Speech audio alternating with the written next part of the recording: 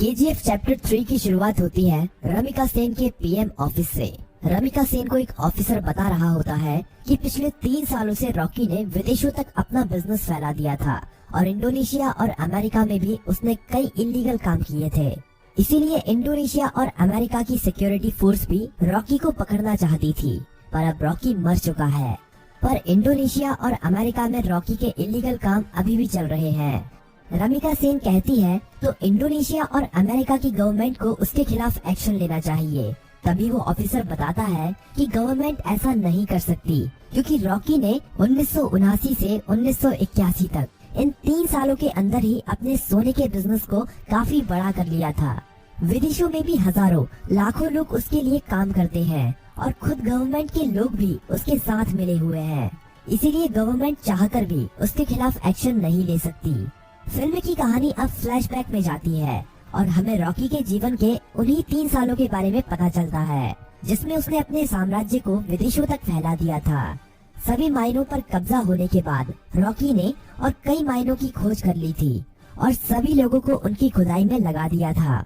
Rocky ने उन सभी माइनों से तेजी से सोना निकाला और इकट्ठा करता गया और बाहर के बड़े बड़े देशों में एक्सपोर्ट करने लगा। रॉकी को विदेशों से काफी बड़े बड़े ऑर्डर आने लगे, जिनको पूरा करने के लिए उसने खुदाई को और तेज करवा दिया था। दूसरी तरफ से उसने माइन की खुदाई के लिए और सोने की खोज के लिए अमेरिका से कई टेक्नोलॉजी मशीन भी मंगाई थी, जिससे वो जल्द से जल्द इन सभी माइनों का सोना निकालकर इकट्ठा कर सके। रॉकी ने अगले 1 साल के अंदर इन माइनों से इतना सोना निकाला था जितना कि पिछले 20 सालों में भी नहीं निकाला था। दूसरी तरफ रॉकी ने अपने इलाके को एक इंडस्ट्रियल एरिया बना लिया था और माइन में काम करने वाले लोगों के लिए उसने अच्छे घर, स्कूल, कॉलेज, अस्पताल सब कुछ बना दिए थे। इसीलिए खुदाई करने वाले लोग उसे काफी पसंद करते थे और उसके लिए अपनी जान देने के लिए भी तैयार थे। धीरे धीरे करके रॉकी का साम्राज्य बड़ा ही होता जा रहा था। विदेशों में सोने का एक्सपोर्ट करते करते रॉकी की जान पहचान भी विदेशों की सरकार से भी हो गई और सरकारों के कई लोग रॉकी के साथ मिल गए। रॉकी कई बार इंडोनेशिया और अमेरिका में भी गया था। वहाँ पर भी उसने अपने सोने के साम्राज्य को काफी बड़ा कर लिया था। इस साम्राज्य को फैलाने में सरकार के कई लोगों ने उसकी मदद की थी और रॉकी ने एक गैंग अपनी इंडोनेशिया में और एक अमेरिका में भी खड़ी कर ली थी और रॉकी ने इन गैंग के लिए अपना एक एक लीडर भी बना लिया था और रॉकी उन सभी का राजा बन गया था। इस तरह से रॉकी ने अपने साम्राज्य को विदेशों तक फैला दिया था। अब कहानी फ्लैशबैक से बाहर आती है और हमें दिखाया जाता है कि जब रमिका सेन ने भारत में रॉकी के साम्राज्य को खत्म कर दिया था और रॉकी अपना सारा सोना लेकर समुद्र के बीच में चला गया था, वहाँ पर रॉकी ने इंडियन नेवी को खुद मैसेज करके उसे मारने के लिए कहा था। तब इंडियन नेवी ने रॉकी की शिप पर मिसाइल छोड़कर रॉकी को मार दिया था, पर रॉकी वहाँ पर मरा नहीं था। रॉकी का सारा सोना उसी समुद्र की गहराइयों में उसी जहाज में दफन है और रॉकी को अमेरिका के सबमरीन ने बचा लिया था। ये सबमरीन अमेरिका के एक बिजनेसमैन की थी, जिसे रॉकी ने उन 3 सालों के बीच में अपना पार्टनर बना लिया था।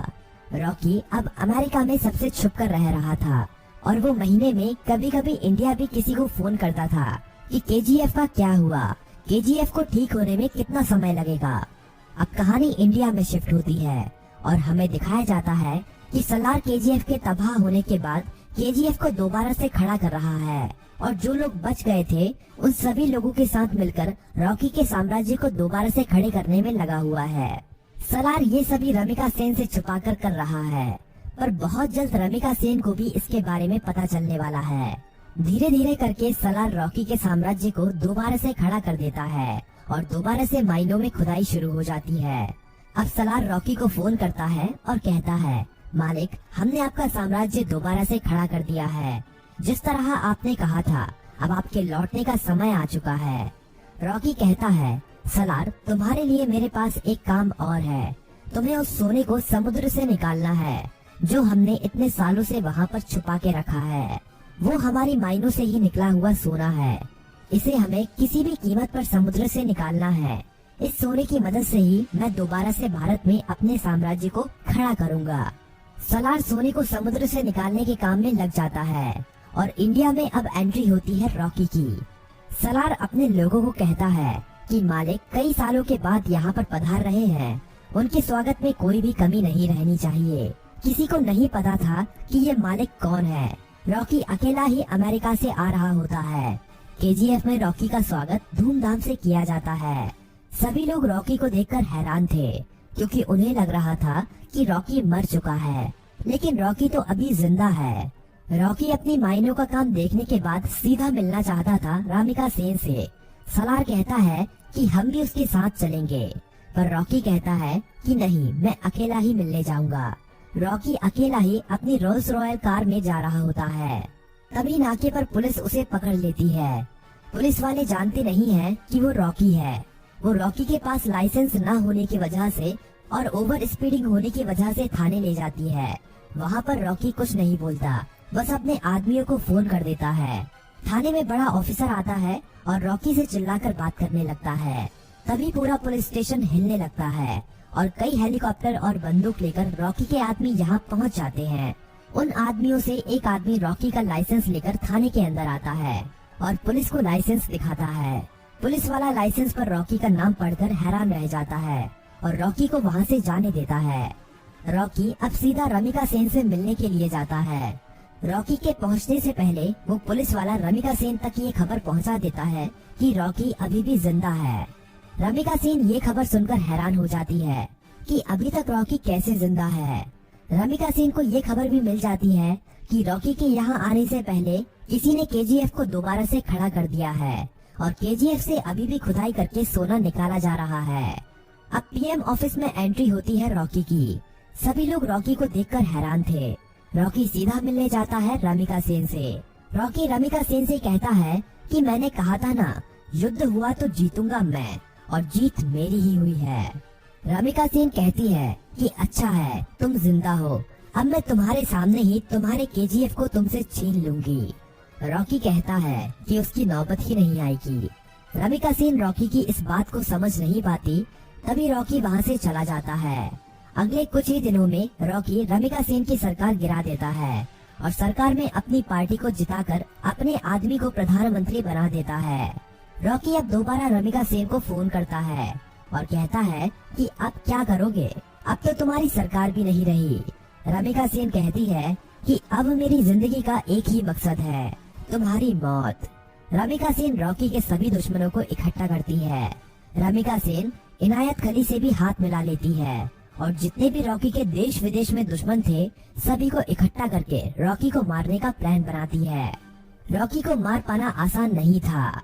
रॉकी जितना अकेला खतरनाक था, उससे ज्यादा खतरनाक उसके गैंग के लोग थे। रमिका सेन को इंडोनेशिया और अमेरिका की गवर्नमेंट से भी सपोर्ट मिलता है, लेकिन रॉकी जानता था कि रमिका सेन उसके केजीएफ को तबाह करने में अपना पूरा जी जान लगा देगी। रमिका सेन जानती थी कि रॉकी को उसके केजीएफ में घुसकर मार पाना अब काफी ज्यादा मुश्किल हो गया है, क्योंकि अब रॉकी ने अपने केजीएफ में मिसाइलों को रोकने के लिए अपने केजीएफ के चारों तरफ रडार सिस्टम और काउंटर मिसाइल रख दिए हैं। अब अगर कोई भी उसके केजीएफ के अंदर घुसने की कोशिश करेगा तो वो मारा जाएगा। रमिका सेन जानती थी कि रॉकी को मारने के लिए उसको केजीएफ से बाहर निकालना पड़ेगा और अकेले रॉकी के मरते ही उसका सारा साम्राज्य खत्म हो जाएगा। इंडिया में अपनी गवर्नमेंट खड़ी करने के बाद इंडिया की गवर्नमेंट रॉकी के लिए एक काफी बड़ी पार्टी रखती है। इस पार्टी में विदेशों के बड़े बड़े बिजनेसमैन, बड़ी बड़ी गवर्नमेंट के लीडर आते हैं। रॉकी की सिक्योरिटी के लिए इस पार्टी में काफी ज्यादा सिक्योरिटी लगी हुई थी। रॉकी पार्टी में पहुंच जाता है। थोड़ा नाच गाना होने के बाद पार्टी में एंट्री होती है रमिका सेन की।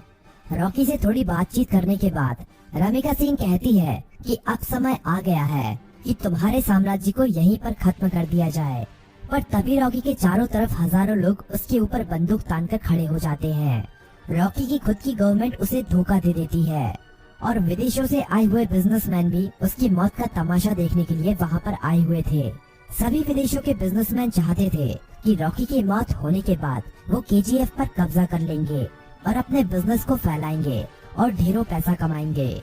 ये सब देखकर रॉकी खुद हैरान रह जाता है, पर रॉकी जानता था कि एक दिन उसकी मौत जरूर होगी, इसीलिए वो अपने आखिरी पल में भी निडर रहता है। रमिका सेन कहती है कि देखा, आखिर तुम्हारे लोगों ने ही तुम्हें धोखा दे दिया। इतना कहते ही सभी लोग रॉकी को गोलियों से भून देते हैं और रॉकी की मौत वहीं पर हो जाती है और फिल्म यहीं पर खत्म हो जाती है।